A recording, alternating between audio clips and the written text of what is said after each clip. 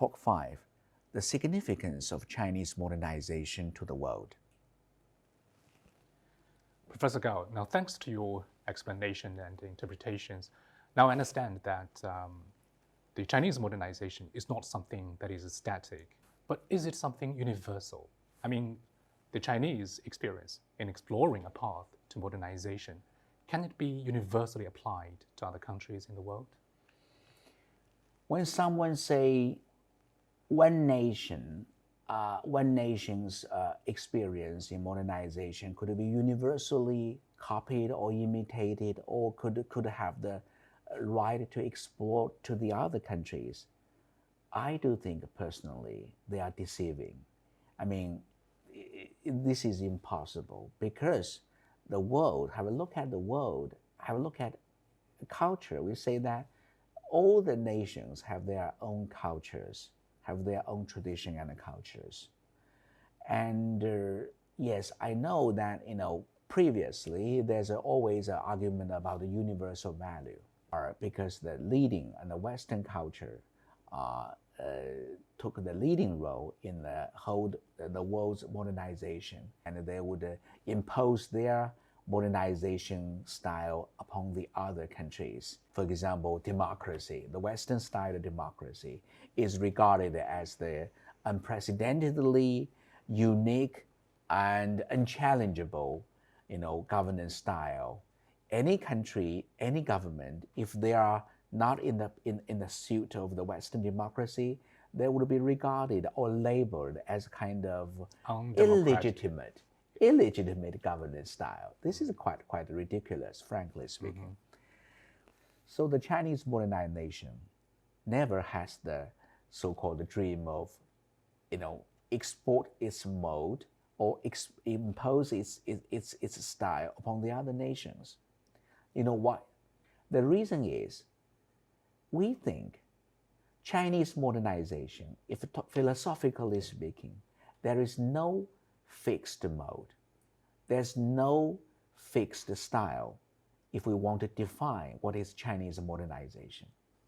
As we have talked about Chinese philosophy, changing, adaptability is always the goal we want to pursue. That is our recipe for our modernization. In this sense, we always give due respect to the diversity of cultures, to the unique characteristics of each nation. And I think if the other nation, if they do want to take Chinese modernization as a kind of example to learn from, one thing that they should learn is that never be superstitious, never be, deceived by some transfixed conceptions or transfixed style of governance, but always try to find and figure out a governance style that is appropriate for their own culture, for their own social realities, in response to their own social realities. This is the real solution, variably for different countries. But then I wonder, is there anything that these developing countries, other developing countries, can learn from the Chinese modernization? We're talking about developing countries. I have to clarify, China is a developing country now, and China is a large-scale developing country. China has shared the same fate, the same national experience with quite a lot of developing countries. We all had the history of being colonized by some powers at that time. So we fully understand the complex of development, the dream of modernization for the country, especially for the developing countries. And however, if one say what the developing countries could learn from China, I still want to stick to my point. Maybe we could learn from the example is, any country we could have, it's possible for the developing countries, roughly or largely say for the non-Western countries, to establish our own, let's say, modernization style, way to modernization instead of following the suit of the West. You know, allow me to use the word here, the rest and the West. Or the rest countries, the non-Western countries, we, we must have our confidence to find out a way that is appropriate to our own culture and the social system and the social reality. In this sense, we could find our own road to modernization successfully and peacefully. So in this sense, I think we, China and the other developing countries, could learn from each other, have more constructive communications for the future. So what the non-Western, the developing countries can learn from China's experience is not so much the specifics, the details of Chinese modernization, as the very possibility Yes. of finding your own way, your Yes. own path to modernizing your country. You have mentioned twice that China has built itself into the second largest economy in the world. And this is universally acknowledged even Yes. by the Western countries. Yeah. Now, in pursuing the Chinese modernization, in furthering this historical cause, we are continuously developing China's economy. Do you think China's growing economy is making a contribution to the world? Well, this is actually not an assumption, not a hypothesis, but it's the fact.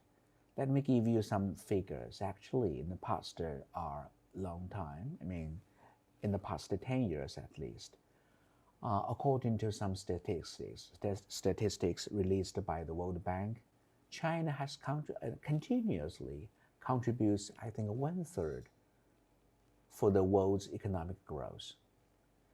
And what is more important is actually China is located in the Asian Pacific area.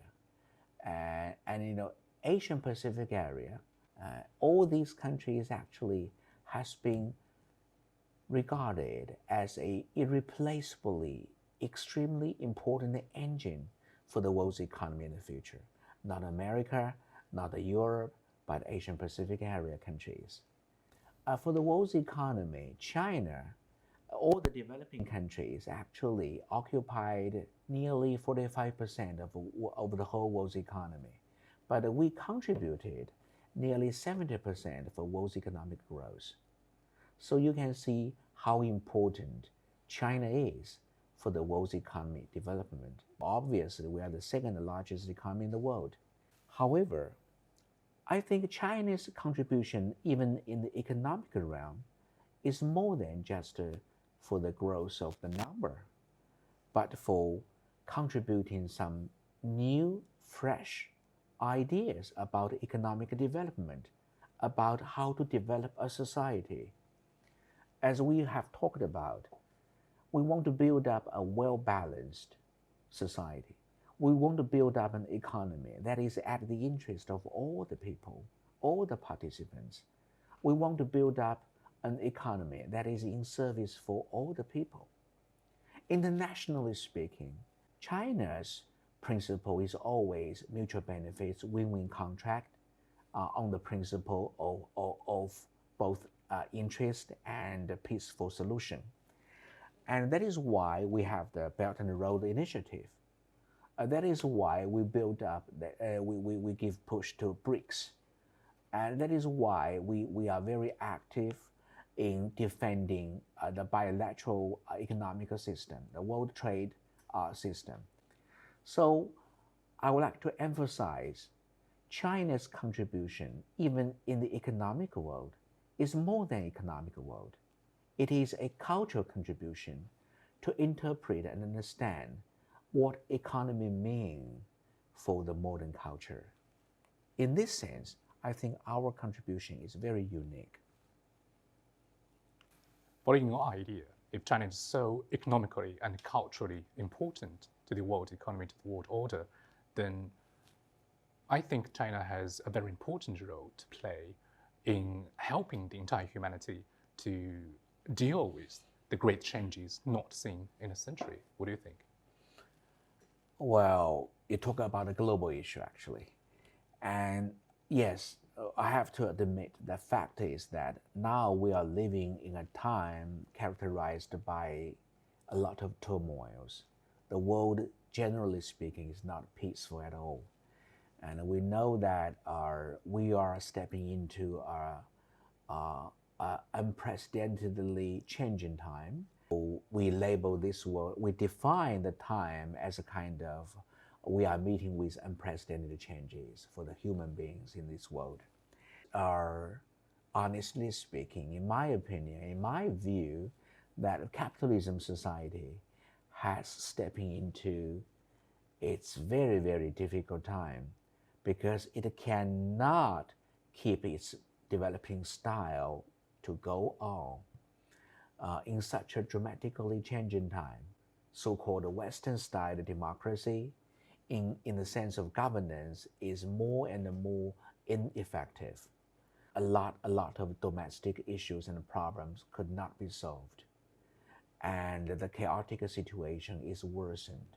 So in such a very typical time of turmoils and chaoses in the world, it is China's obligation to provide a China's solution.